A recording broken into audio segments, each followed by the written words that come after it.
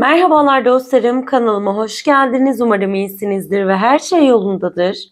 Bu kez fincanımı yengeç ve yükselen yengeç burcu dostlarımın niyetine kapattım. Falınızı yorumlamadan hemen önce anlık enerji destemden niyetinize kartlar seçeceğiz. Bakalım fincanın öncesinde kartlar bize hangi mesajları getiriyor olacak? Yengeç ve yükselen yengeçler diyoruz. Evet. Şimdi destemden niyetinize açılan kartlar yalan, telafi ve haç kartı oluyor sevgili dostlarım. Ve özellikle yalan kartı burada geçmişte gizlenmiş bir gerçeği ya da dürüst olmayan bir durumu işaret eder. Bir kişi ya da kendini kandırmış ya da çevresine karşı bir şeyleri saklamış olan bir kişinin enerjisinden bahsediyor. Bu durum ilişkilerde de güven kaybına yol açmış olabilir diyor kartınız. Bir diğer kart ise telafi kartı olarak sizlere geliyor. Hatalar farkına varılıyor sevgili yengeçler. Ve bir şeyleri düzeltme niyeti olan kişilerin enerjisinden bahsediyor. Bir özür, bir açıklama ya da içten bir adım gündeme gelebilir diyor. Yani bir taraf artık bunu onarmam gerek duygusuyla hareket edecek. Barışma ya da kalpteki yükü hafifletme enerjisi sizlere bildiriliyor. Haç kartıysa zaten buradaki gelecek olan kişinin hem vicdan azabı hem de ruhsal olarak yüklerini bizlere bildiriyor. Yani şöyle diyebiliriz. Bir yalanın gölgesinde kalan kalpler artık gerçeği görmeye, onarmaya ve affetmeye başlıyor. Bir taraf pişmanlık içindeyken diğeri artık kendi iç huzuruna yöneliyor. Bu dönem geçmişle hesaplaşma ve kalbini temizleme dönemi olacak sevgili yengeç burçları. Hadi bakalım. Hazırsak o zaman hemen şöyle fincanınızı da açalım. Bakalım fincanınız bize neler gösterecek. Yengeç ve yükselen yengeç burcu niyetiyle neyse haliniz çıksın falınızda diyorum. Dilerseniz sizler de şöyle bir fincanınızı inceleyin ve tabii ki ben de sizler için inceleyip yorumlayacağım. Sevgili yengeçler, bakın bakalım sizler neler görebiliyorsunuz. Evet.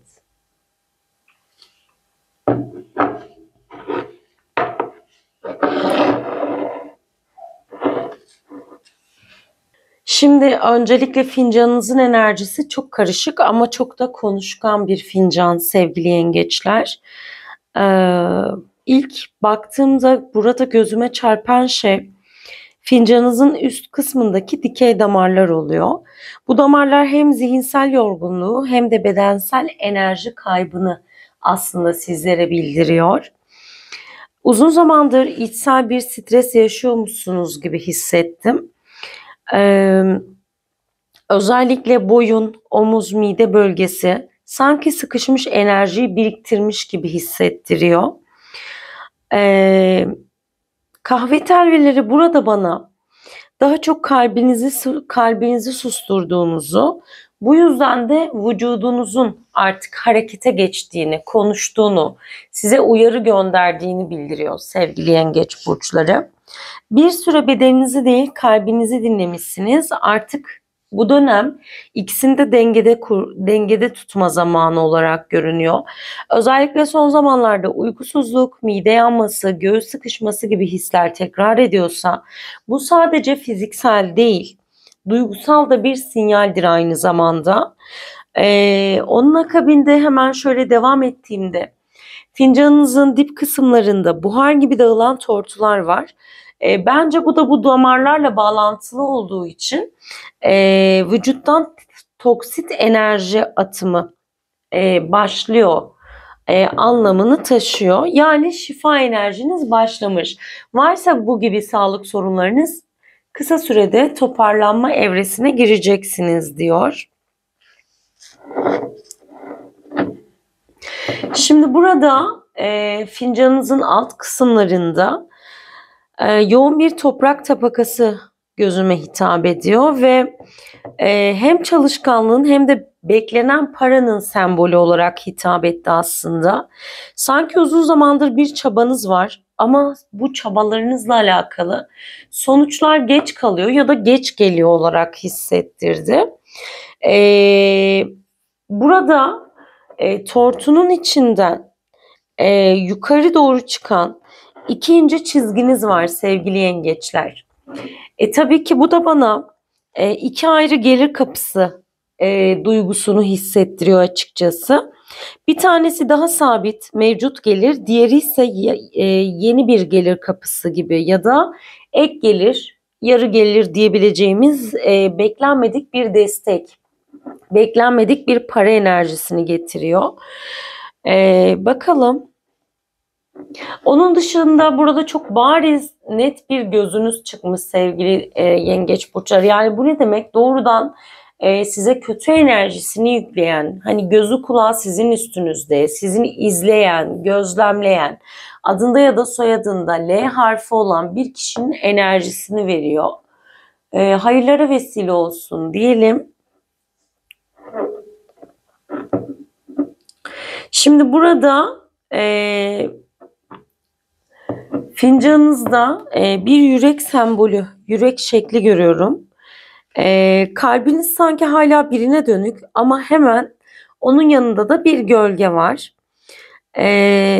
Sanki bu kişiyle aranızda karanlık bir dönem yaşanmış. Yani yanlış anlaşılmalar, soğukluk enerjisi hissettiriyor.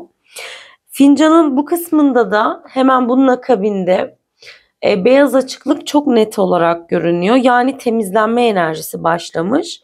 Kısacası bu kişiyle ya tamamen barış olacak ya da içsel kapanış gerçekleşecek diyor. Ama iki durumda da kazanan yine sizler olacaksınız sevgili yengeçler. Bir zarf figürünüz, sembolünüz var. Hemen bir de gördüğüm hani böyle ay ve yıldız figürü gözüme hitap ediyor. Bu da buradaki özellikle zarf görüntüsü aslında bir gelecek olan bir telefon, bir haber, çağrı ya da telefon konuşmasından bizlere bahsediyor. Kalp çizgilerinize de yakın olduğu için bu iletişim kuracağınız kişi sizi hala unutamamış gibi hissettiriyor. Geçmişte sizi ağlatan şey her neyse şimdi sizleri büyütmüş ama bu noktada kararı tabii ki yine sizler vereceksiniz. Dediğim gibi bir de hilal ve yıldızınız var. Hemen yanında da yine bir anahtar figürünüz, yatay bir anahtar ama sanki böyle sizden saklanmış, gizlenmiş, hani böyle artık mahkemelik bir duruma gelmiş, bu aileler arasındaki paylaşılamayan bir ev olabilir, bir toprak, bilemiyorum ama resmi beklenen haberler de bu konularla alakalı geliyor. Bu dönem bence hakkınız olan ne varsa alacağınız bir dönem de olacak aynı zamanda sevgili yengeçler. Hayırlara vesile olsun diyelim. Zaten fincanınızın dibindeki bu dalgalı görüntüler, kısımlar daha çok bana bir denizi andırıyor ve ruhsal derinliği içeren bir denizde diyebiliriz. Bir süredir böyle sanki yalnızlaşmak istemişsiniz, yalnız kalmak istemişsiniz. Ama tabii ki onu da bir yere kadar, hani bir yerden sonra onu da dengelemeniz gerekiyor. Çünkü bu duruma alışabilirsiniz. Evet, yine fincanınızda yükselen ışık hareleri görünüyor. Bu da aslında bakacak olursak dualarınız duyuluyor. Evren sizi bir konuda korumaya almış. Ve bu korunma genellikle sezgilerle çalışır ki yengeçlerin zaten sezgilerinin çok güçlü olduğunu hepimiz biliyorum. Bu dönem sizin için manevi yükseliş zamanı. Gece uykularınızda artan rüyalar, iç sesin güçlenmesi, sürekli aynı sayılara denk gelmeniz, bu enerji alanının içerisine girdiğinizin de göstergesidir sevgili yengeçler. O yüzden mesela sürekli hangi rakamlara denk geliyorsunuz? Bunları dikkatlice ele alın ve bu rakamların mutlaka anlamlarını araştırın. Evet. Yine burada fincanınızda ev böyle çatı eve benzeyen bir yapı oluşmuş. Bu çok nadir görünen bir sembol ve bence hane içerisindeki bir konu çözümleniyor. Bir konuda bir çözüm buluşu ya da arayışı içerisinde olacaksınız olarak görünüyor. Şurada zaten bir kadın silüeti var. Hani karşılıklı böyle duran iki kişi ama burada bariz belli bir kadın. Saçı da uzun. Hani hafif böyle balık etli uzun saçlı bir kadın enerjisini veriyor. Muhtemelen karşısındaki duran kişi de siz oluyorsunuz. Büyük ihtimalle anne, teyze ya da sizi duygusal olarak etkileyen bir kadını burada temsil ediyor. Sanki bu kişiyle aranızda bir soğukluk varmış uzun zamandır ve beşli vadede bu kişiyle aranızdaki soğukluk, hani ailevi konudan gelen soğukluk, uzlaşamama konusu yumuşama aşamasına geçecek. Sanki bir şeyler dengelenecek gibi hissediyoruz. Ve bu ailevi konu her neyse seni şaşırtacak kadar güzel sonuçlanabilir. Tabii ki bu kayınvalide, görümce gibi kişileri de kapsayabilir. Abla, anne diyebileceğimiz enerjileri veriyor. Bakın burada da bir haberiniz var. Yoldan gelecek olan bir haberiniz var, yine sevindirici ve şaşırtıcı olabilir. Sevgili yengeçler, bu dönemde özellikle duygusal yük, fiziksel yorgunluk yaratmışsınız kendinize ama şifa enerjiniz başlıyor. İki yeni gelir kapısı, biri büyüyecek olarak görünüyor. Sezgileriniz artacak. Evren sizinle resmen iletişim halinde diyebiliriz. Ve aile içindeki kadın figürlerinden hani uzun zamandır beklenen ama o gelmeyen destekler geliyor ve ev içi huzur temaları burada gözümüze çarpıyor. Hayırlara vesile olsun diyelim. Bir de tabağınıza göz atalım tabii ki. Bakalım tabağınızdan bizler için neler çıkacak.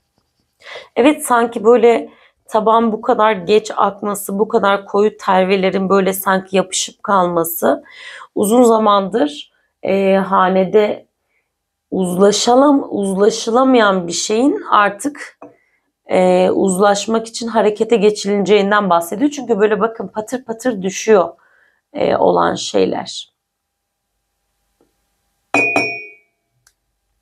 Evet.